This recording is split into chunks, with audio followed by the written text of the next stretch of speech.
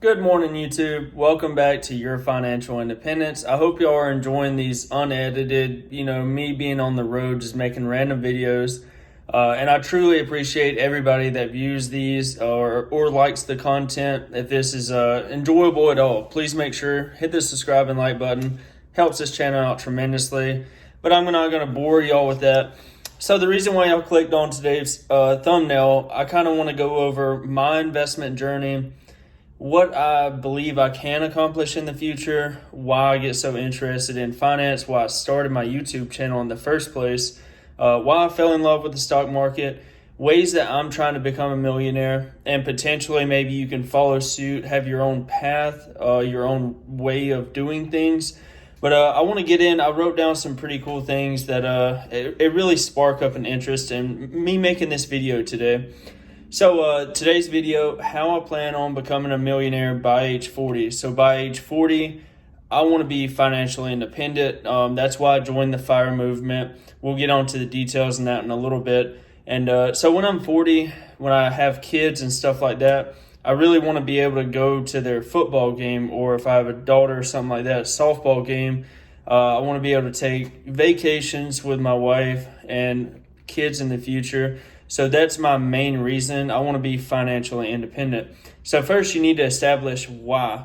That way you can have more of a reason behind, instead of saying, oh, I just want to be rich so I can drive Ferraris or have a mansion or something like that. So establish why you want to become financially independent, not necessarily rich, but make enough income. That way, you don't have to work a job if you don't want to, or maybe if you still want to work a job, you can start up a small business or maybe even work a part-time job just so you don't get bored in life. And then the next point I want to get into, save at least 40% of or that's what I'm doing, is saving 40% of my income currently, which, you can run the numbers. I don't feel like it's that taboo to talk about finance. I think us as Americans, or even in the world in general, I feel like there's no reason why it should be taboo to talk about your finance. I find that kind of dumb, really. I feel like it's really important. So I'm saving 40%, but honestly, if you can just save 5% of your income or 10%, you're still way above most of the other population. So that's currently what I'm doing, is saving 40% of my income, starting to establish an emergency fund. This is a really big thing that I believe everybody should do. So me personally, I got 4 months worth of expenses that I am in the military, so I got a pretty established job. That's why I do 4 months. If you work at a more, I guess you'd say, volatile job, sometimes you earn $10,000 a month. Sometimes you earn $1,000. Like if you're a real estate agent, you've probably been making a lot of money this past year because you've been selling a lot of houses. So establish that based on what kind of career you have. My job I'm going to have, until I get out, or vice versa, something like that. So I established 4 month worth of an emergency fund. And this is a big deal. Like, you never know whenever, say your dog, breaks a leg or something like that. That costs thousands of dollars. You don't want to have to take out a loan on that. Or we'll get on in a little bit, selling stocks or, refinancing your house. Like, you don't want to do that to get money whenever you can just have an emergency fund in place that you can have quick access to, basically. So a savings account or checking account, whatever. Or maybe even, like a short-term CD where you put half your emergency fund in that, like a 6 month or something like that, just so you can get a little bit more interest on that. I wouldn't necessarily go that route. I would have a full, I would use a savings account, basically, is what I'm trying to say.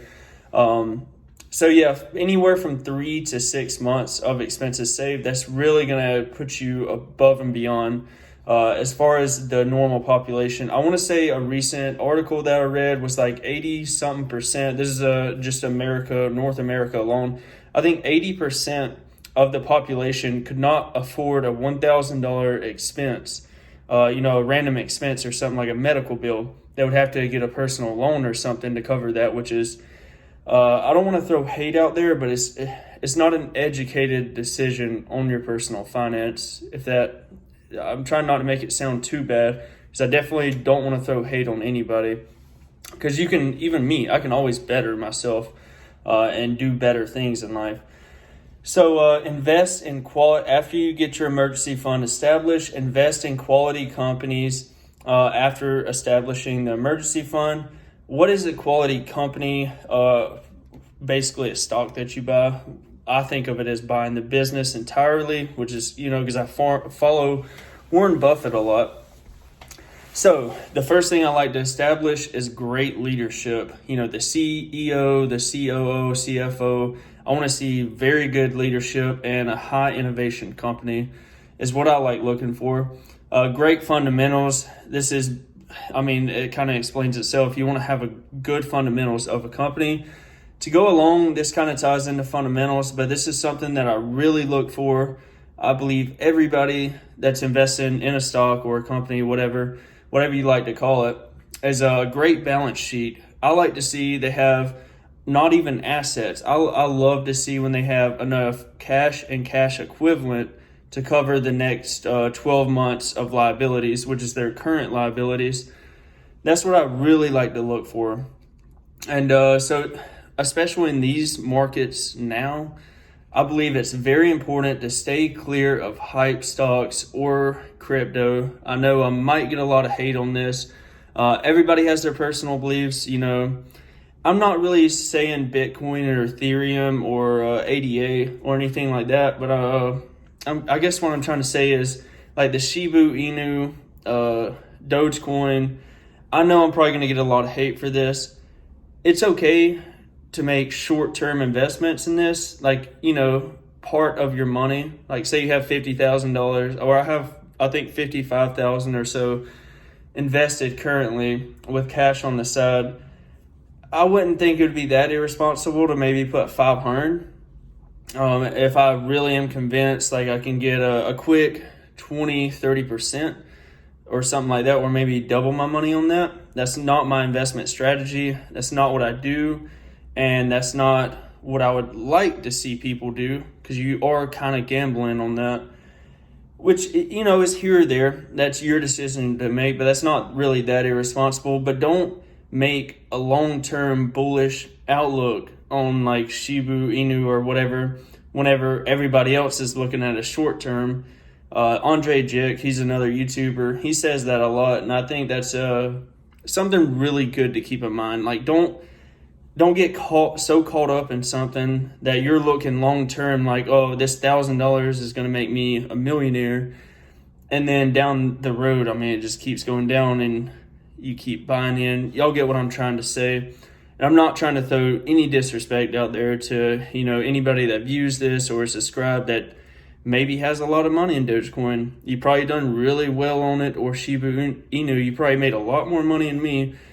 So I can't hate on that if you're doing better than me right now. I just want to throw that out there. And then stay diversified. That's another really good, you don't want to have 90% of your portfolio in one stock. Right now I have 8 stocks in my portfolio. They're pretty evenly, some things I'm more bullish on, so I have more percentage of my portfolio in that. So y'all get what I'm saying on that. So that's something that I try to do. And once again, this video is what I'm doing. This is not financial advice. I'm not saying you should be doing this. I'm just explaining what I'm doing and kind of my goal and what I'm trying to achieve. The next thing, this is what really got me interested in stocks, my own personal finance, and sometimes I even get bored, man, and I'll go on Zillow or something like that and just look at houses and stuff like that.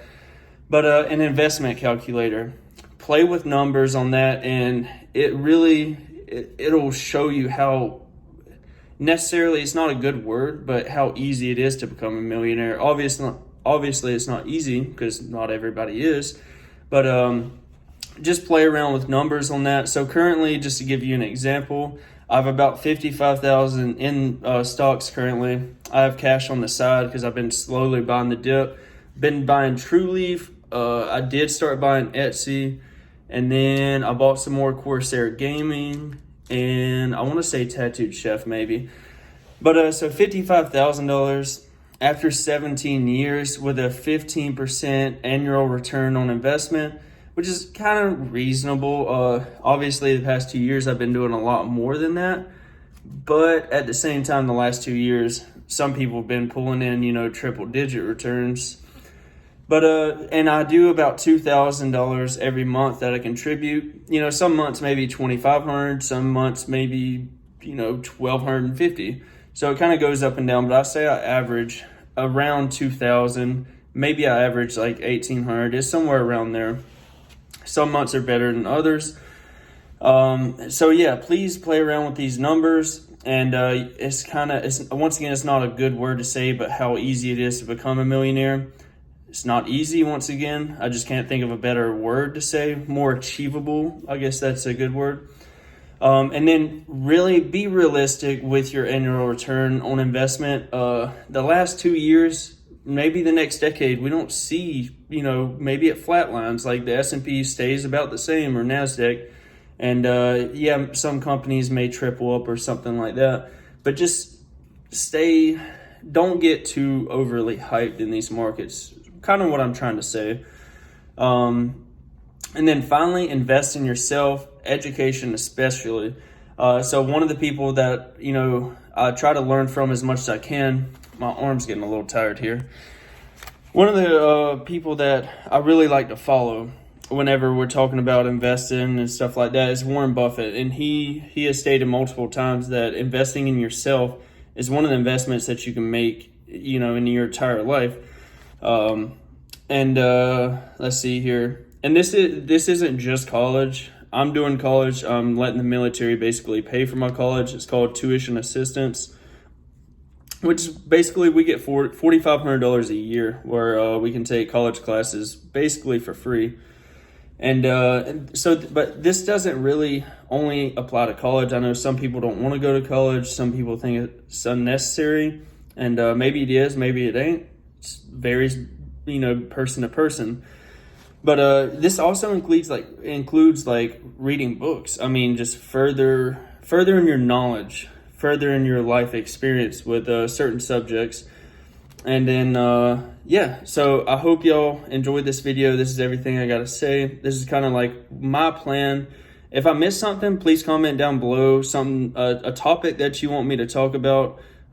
Basically, this entire road trip until the 6th of November. It's kind of basically going to be me recording videos like this. I hope y'all enjoyed this. Make sure you hit the subscribe and like button only if you enjoyed this content. I hope y'all have a great day.